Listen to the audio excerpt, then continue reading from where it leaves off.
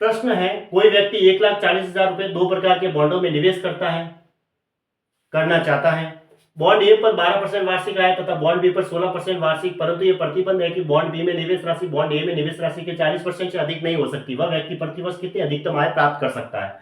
तो दो बॉन्ड में डालता है वो 1,40,000 रुपए दो बॉन्डों में डालता है। एक पे 12% इंटरेस्ट आ रहा है और दूसरे पे 16% इंटरेस्ट।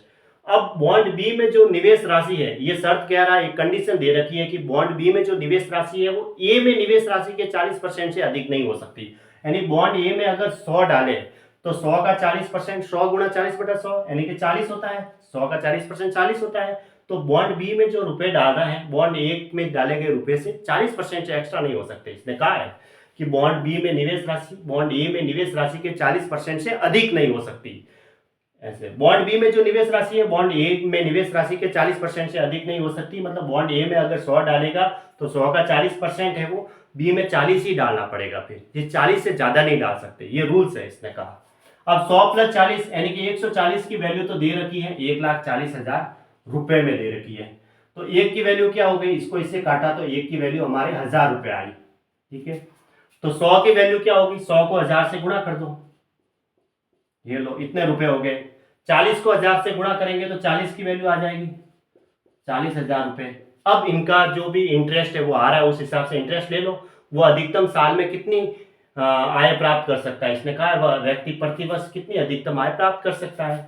तो ये इसका अमाउंट है बॉन्ड ए में। बॉन्ड ए में इतने डालेंगे और बॉन्ड बी में 40,000।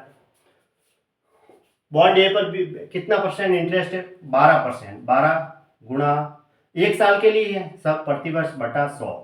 उसी तरह प्लस 40,000 जो है उस पे है 16%। 16 गुणा 1/100 क्योंकि एक साल के लिए। तो ये 00 से 00 कट गए, 00 से 00 कट गए।